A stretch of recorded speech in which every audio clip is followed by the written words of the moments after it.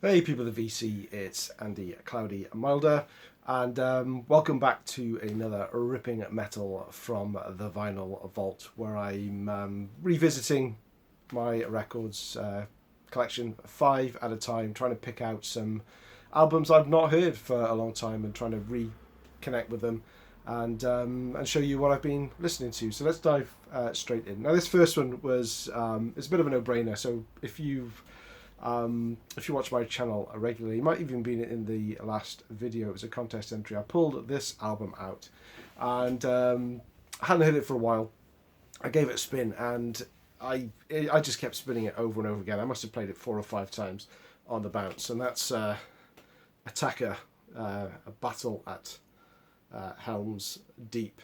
I picked this out. The particular contest was about mythical creatures on the cover, so this was one that clearly fitted that. But I hadn't heard it for ages, and I'm so glad I put it on. So here's the band. So Attacker they're an 80s metal band. This is sort of classic early 80s. This is actually from 1985, and it's on a Road Runner Records, a Dutch pressing. But these are an American power metal outfit, I guess. It's kind of American power metal. If you class the likes of Armored Saint and Metal Church as power metal, then I think these guys fit into that description with the really sort of soaring, kind of high-pitched vocals. Band is from New Jersey, and speaking of how it sounds, so the production on here is, I mean, this is what a lot of the new wave of traditional heavy metal bands, or whatever you want to call them, this is kind of the sound that a lot of them are going for. In the first track on here, The Hermit, I hear kind of riffs from Seven Sisters, and the vocals sound a little bit like Midnight Force, and they're two of my favourite British heavy metal bands around at the moment. So really, I was going to say this is really authentic stuff, but this is authentic stuff. This is mid-80s US power metal. Just look at these guys here. Now, favourite tracks on here, if you've not heard this, Disciple has, what's his name, Bob Mitchell, his vocals, it's kind of nasally, but it works really well with the music, and he soars really high with them, and I'm really doing a bad job of articulating it, but think similar to David Wayne of Metal Church. And there's also a little bit of maybe Dave King in there from Fastway. So Disciple, check out, or maybe even Slayer's Blade. Brilliant track. And Kick Your Face as well. Absolutely awesome stuff. So I would thoroughly recommend Attacker, The Battle at Helm's Deep. Perhaps not one of the easiest albums to come across. It desperately needs certainly a CD reissue, I think, to make it a little bit more accessible. But it's fist pumping, galloping heavy metal, really catchy, and one that I'm so pleased I've reconnected with. Next up, this is a band that whenever I listen to them, I tend to go for the first couple of albums, but this one is still a classic, but one I just need to dive into a little bit more than I do. So Raven, All for One, I think this is their fourth album. It's from 1983, and it was their last album before they hit the big time with Atlantic Records, and kind of the wheels fell off a little bit for them. But this is Raven. This is raw as you like. Songs like Mind Over Metal, Take Control, All for One, the title track, Break the Chains, Seek and Destroy, athletic rock. Really good stuff, and one that I should spin more. I actually got this copy as kind of VCLT trade with Bev Clarkivision. I sent some Anvil her way, and she passed this on to me because I think the vocal style wasn't of her taste, but I absolutely love John Gallagher's vocals. It's raw. It's not. You wouldn't class him as having maybe a melodic singing voice, but he has a very good metal voice, more than suited to the sound of Raven. yeah, I mean, from the start of Take Control, this album for me. There's no weak tracks on it at all. Definitely one that should be spun on much more regularly than I do. So, note to self. Okay, and number 3, we've got some thrash metal now. For some reason, I thought this band was Italian, but it turns out that they are Swedish, and it's Agony and the First Defiance. They're one and done band. Originally started off, I think, as a hardcore punk band, but there's nothing hardcore punk about the image. It's metal all the way. So I don't know why I thought these were Italian. So it was a little bit of a surprise when I read that they were Swedish. But this is, as for the sound, they're not really classic thrash metal sound, but one of those albums that you will listen to and you will constantly pick out references or sounds that are similar to other more popular thrash metal bands. In fact, you could probably pick out similarities with all of the big 4 in here. Let's throw Testament in as well. There's a lot of the riffs in there that are sound like Eric Peterson is playing on it pretty much. But it's well worth checking out. It's fairly fast, fairly catchy, full of energy, thoroughly enjoyable. It's the sort of band that if they played in a small club and I didn't know who they were, I would thoroughly enjoy it. I would think absolutely fantastic. I could see why they perhaps didn't go on and do bigger things. The competition out there was just too strong, but a very, very good first album from Agony. This is on the Under One Flag label, UK, subsidiary of Music for Nations.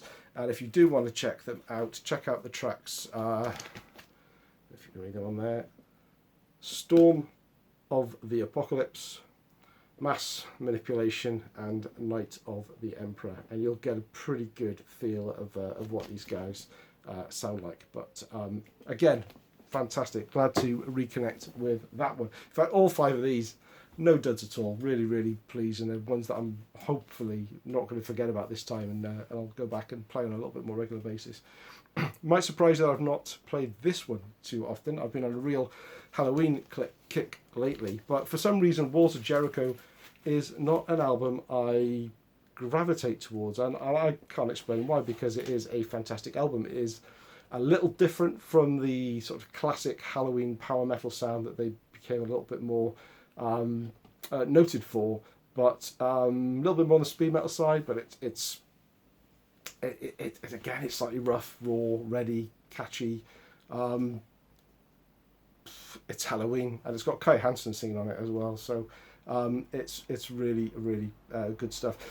Now, I don't know if it's this version I've got, and this is a Noise Records original from, this is 1986. I think the album originally came out in 1985, but this is an 86 pressing.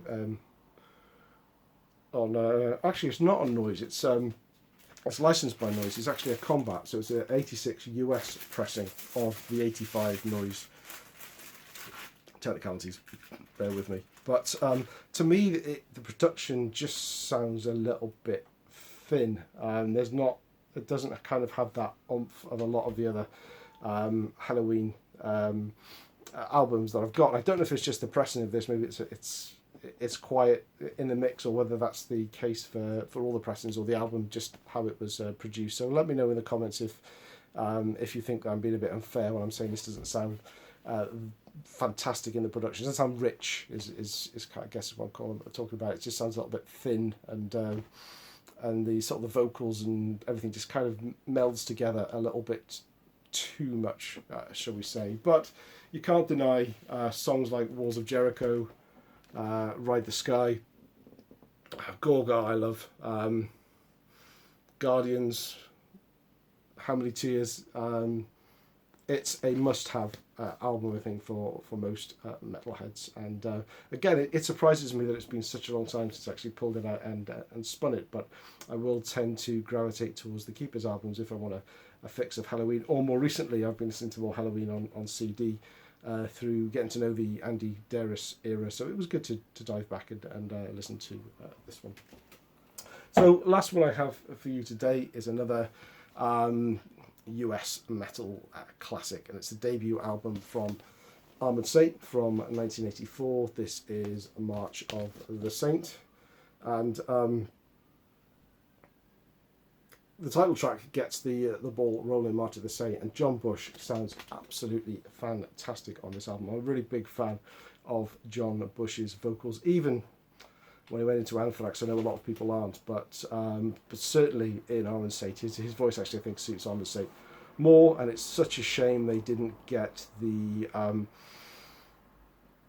they never became as big as a lot of their peers, because I think Armored Saint certainly had what it takes to be one of the big names in heavy metal, one of the first names on people's lips, but it just never seemed to happen for them. In fact, I read some recent reviews of this album, and people were talking about it being a little bit too pop metal. Now, bear in mind this is 1984. I didn't think pop metal was a thing in 1984. Feel free to argue with me if you disagree. This just sounds like metal to me, and I'm not quite sure where the pop bit came in. Maybe some of the sounds that came on later on people can relate back to and say, well, there we go, that bit, but doesn't do it for me. It's there's not a dud on this album, the proverbial all killer, no filler. I'm pretty sure this is my favourite Armored Saint album that I've heard. There's still a couple that I haven't heard to date, but certainly all the early ones I've heard, and it depends if I play this one or if I play Delirious Nomad. And I have to admit that I'd probably reach for Delirious Nomad if I want an Armored Saint fix, but having reconnected with this one now, I think I'm more likely to grab this one again more often. They're great. They lined up John Bush, Dave Pritchard on guitar, Phil Sandoval on guitar, Joey Vera on bass, and Gonzo on drums. It's absolutely a classic early to mid 80s US power metal. I class this as US power metal. Very different from the European power metal sound, of course. Yeah, so there we go. 5 albums that I've reconnected with, and as with all albums in this series, as I'm playing them, I've got my hi-fi connected to my PC, and I create lossless digital copies of them, so I can carry them around and listen to them in the car or when I'm out and about on my way to work. And for no real reason at all, I then create a CD version of it, just so I've got something as a backup. So there we have the March of the Saint, Attacker, Walls of Jericho, All for One, and the final Defiance. Now I'll probably never play these CDs, but I've got them in a box. I can flip through and see which ones I've already got covered. Everything's backed up otherwise, but I don't know. I just like doing this. It's kind of that finality of pulling it out and creating that digital copy. Anyway, have a great weekend. Let me know in the comments what do you think of these albums, and I will be back again soon with another 5 albums from the Vinyl Vault even. Thanks for watching. See ya.